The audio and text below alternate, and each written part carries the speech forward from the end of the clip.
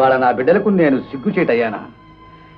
నాయనా చంద్రం, నువ్వు ఈ మాటనందుకు నాకు బాధ లేదు. నేను మీకు సిగ్గుచేటైతే మీరు నాకు గర్వకారణంగా బ్రతకండిరా. బతకాల్సిందే. ఏం పెట్టుకుని బతకాలి? నేను మీకు ఏం లోపం చేశానురా?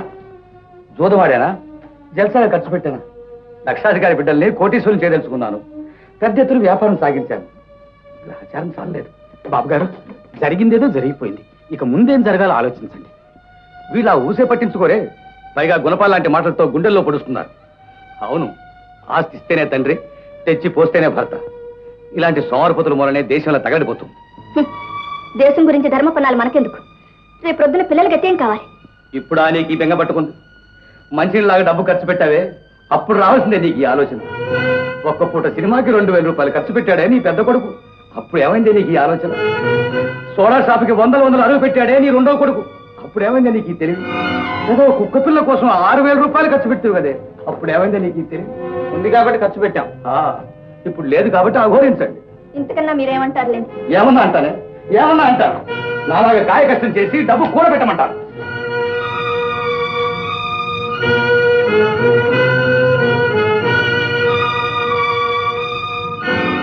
రే బీకామానర్స్, ఇందా దీనిలో ఆస్తి ఎంతో, అప్పులెన్నో, అన్ని వివరాలు ఉన్నాయి. దీన్ని తీసుకుని దక్షత ఉంటే గట్టెక్కించు. నాకొద్దు.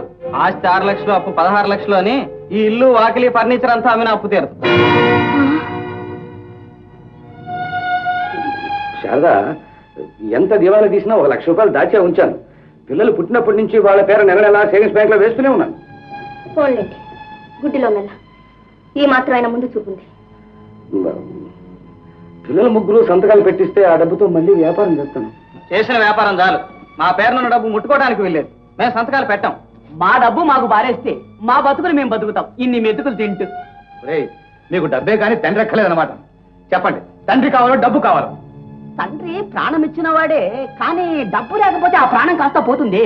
అవును బాబు, మాయదారి డబ్బు కోసం మమకారాలు తెంచుకుంటారా? కష్టకాలంలో తండ్రిని ఆదుకోవటం మీ ధర్మం నాయన. గోపాలం, ఒకరి దయాధర్మాలపై బ్రతికే నీచ స్థితికి నేను ఇంకా రాలేదయ్యా. కట్టుబట్టలతో ఈ ఊరు వచ్చాను, ఇంతటి వాడయ్యా. మళ్ళీ ఏ దూరదేశం పోతాను, జీవితం మొదలెడతాను. ఎవరొద్దన్నారు? ముందు మా డబ్బు మాకు ఇవ్వాలి. నా పేరు ఎంతుంది? ఏ బ్యాంకులో? మగవాళ్ళకి ఎంత ఇస్తారో నాకు అంతే ఇవ్వాలి. ఎవరి పేరెంతుందో అంతే ప్రాప్తం. గోపాలం, వీళ్ళు నా వ్యాపార సమస్యలు ఎలాగో తీర్చలేదు, నువ్వే పూనుకోవాలి. చంద్రం పేర 50,000 ఉన్నాయి, అవి వాడికి. రేపే ఆ డబ్బు బిజినెస్ లో పెట్టి లక్షలు సంపాదిస్తాను. రాజు పేర 25,000 ఉన్నాయి, చాలు, ఏడాదిలోనే రెట్టింపు చేస్తాను. కల్పన పేర 25,000 ఉన్నాయి, అవి వాళ్ళ అమ్మకి. వద్దు నాన్న, వద్దు.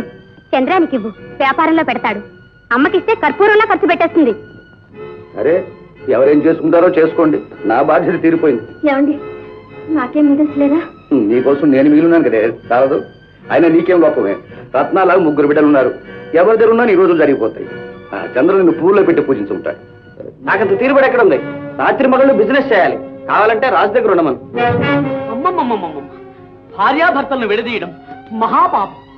మాతా నాస్తి, పితా నాస్తి, నాస్తి బంధు సహోదర. అయినా తల్లెవరు, తండ్రెవరు, తనయుడెవరు? మీరు కొడుకులు కాదురా, రాక్షసులు. కోడళ్ళు రాగానే తల్లిని తండ్రిని కొడుకులు దూరం చేస్తారని విన్నాను, కానీ మీరు మీరు చేతికి 4 డబ్బులు రాగానే తల్లినే దూరం చేస్తున్నారు. ఇంకా నాకు కొడుకైనా కూతురైనా కల్పనే, దాని దగ్గరే ఉంటాను. అమ్మా అమ్మా, నీకు పుణ్యం ఉంటుంది. నా దగ్గర వద్దు, నేను పెళ్లి చేసుకుని అత్తవారింటికి వెళ్ళవలసిందాన్ని. వీళ్ళు ఈ జన్మలో పుట్టవలసిన బిడ్డలు కాదు, ఏ జన్మలో నువ్వు చేసుకున్న పాపాలు. ఏమండి ఏమండి, మాట్లాడరే, చెప్పండి. ఇప్పుడు నన్ను ఏం చేయమంటారు? చెప్పండి. ఏ గంగలో దూకమంటారు? చెప్పండి. అంత అవసరమే వచ్చిందమ్మా. కన్న బిడ్డలు కాదు పొమ్మన్నా మీ ఉప్పు తిన్న ఆస్తితో నేను బ్రతికే ఉన్నానుగా. మన ఇంటికి పోదాం, పదండి పదండి బాబు. వద్దులే గోపాల్, నీ విశ్వాసం నాకు బాగా తెలుసు. ఆ సమస్యల్ని పరిష్కరించి ఇవ్వాల్సిన అప్పులు ఇచ్చేసి నా మానం కాపాడు. బాబు, నా బిడ్డల్లో కంట కనిపెట్టు. రుణం తీరిపోయింది గోపాలం. పరాయి పంచలో తల దాచుకోమని నన్ను వదిలిపెట్టి వెళ్ళిపోతున్నారు. వెరిదానా, నిన్ను వదిలిపెట్టి నేను ఎక్కడికి వెళతాను? బిడ్డలు పొమ్మన్నట్టే భర్త పొమ్మంటే ఇక కట్టిన తాళికి విలువే ఉంది. కట్టుకున్న భార్యను పోషించగల శక్తి ఇంకా నాలో చావలేదు.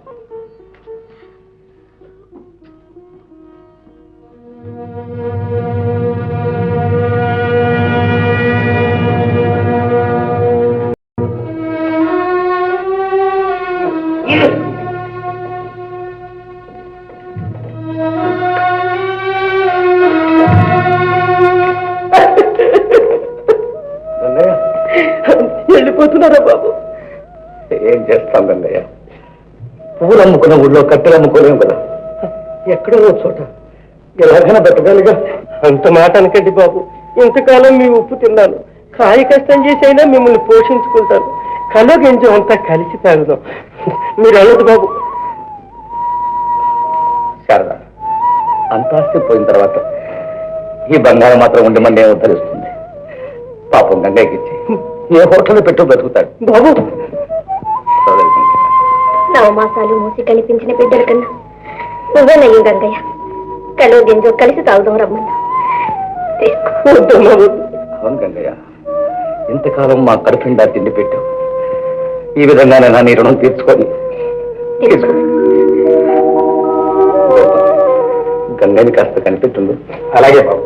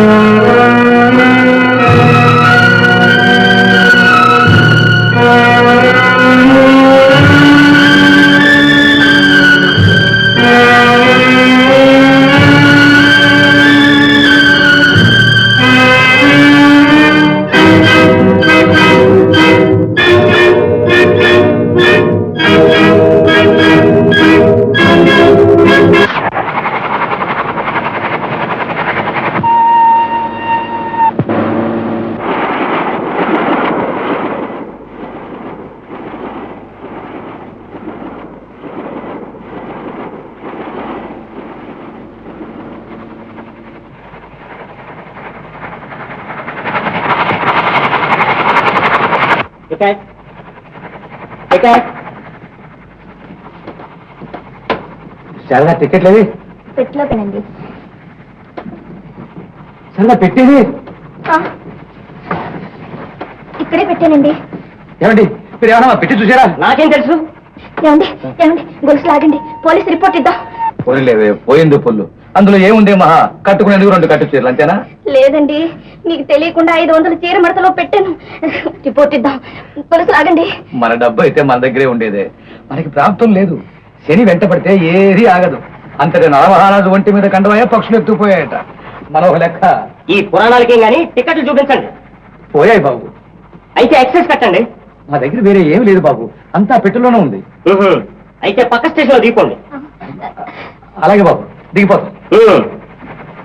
అయ్యో, అర్ధరాత్రి అర్ధంతరంగా ఎక్కడికండి వెళ్ళేది? ప్రాప్తమన్న చోటికి పద.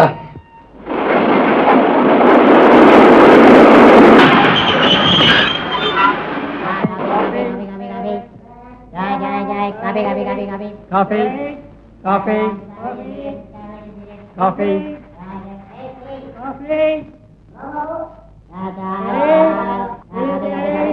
కాఫీ కాఫీ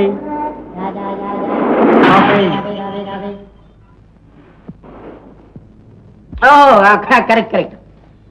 సుభద్రా విధిందాటగాది, సుభద్రా విధిందాట, సుభద్రా విధిందా.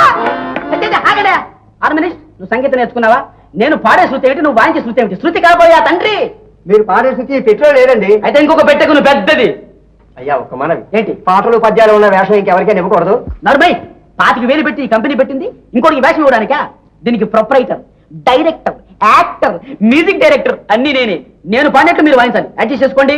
ఎందుకండి ఇలా అవమానిస్తారు? సంగీతంలో నాకు 2 డిగ్రీలు ఉన్నాయి. ధర్మమీటర్ లో కూడా ఉందయ్యా 108 డిగ్రీలు. ఎలా అన్నాను కవిరాజా? రాజా సుభద్ర. ఆగు, సుభద్ర ఇంకా డ్రెస్ చేసుకునేదా? అసలు ఇంకా ఇక్కడికి రాందే. ఏ కిరాయినట్టు కదా. అయితే మటుకు డబ్బు పుచ్చుకోవడం లేదా? డబ్బు ఇస్తున్నావా ముష్టి డబ్బులు? నువ్వు ఇచ్చే బోరుమున్న డబ్బులకి 4 రిహార్సల్సా? అవును, అంతా డిసిప్లిన్. టైంకు రావాలి, టైంకు పోవాలి, అంతా క్లీన్. పోయా, కిరాయి వాడడం నాటకానికే టైంకి రావు, పైగా రిహార్సల్ ఒకట. ఇక తెర ఎత్తుతారనగా చేతిలో డబ్బులు పడితేనే ముఖానికి రంగు పూస్తాం. అందుకే మన నాటక రంగం ఇలా తగలబడుతోంది. నువ్వు ఉద్ధరించడానికి వచ్చావా? కరెక్ట్. నా పేరే రంగోద్ధారక. నీకు నువ్వు ఉద్ధరించుకుంటే రంగాన్ని ఉద్ధరించినట్టు. ఎక్కువ పేలకు. నువ్వు సలహాలు ఇవ్వడానికి రాలేదు, ఇక్కడ యాక్ట్ చేయడానికి వచ్చావు. నేను నీ ప్రక్కన వేషం అయింది. ఏమ్మా? నీ కృష్ణుడి వేషం చూస్తుంటే నా కూర్మాకారం జ్ఞాపకం వస్తుంది. నువ్వు సుభద్ర వేషం వేస్తే భద్రకాళి లాగుంటుంది. వేసానండి కృష్ణుడి వేషం. నువ్వే రసరావేవా, పీసపాటివా, షణ్ముఖ ఆంజనేయరాజా నీ ప్రక్కన వేషం. నాకు ఏజ్ రాలేదు. నేనెవరో తెలుసా? తెలుసా అంట. అరవకడ చెప్పు. ఆంధ్రదేశంలో 13 సంవత్సరాలు ఏకధాటిగా కృష్ణుడు వేషం వేసిన శ్రీ శ్రీ శ్రీ కనకాంబ. కనకమ సునకమ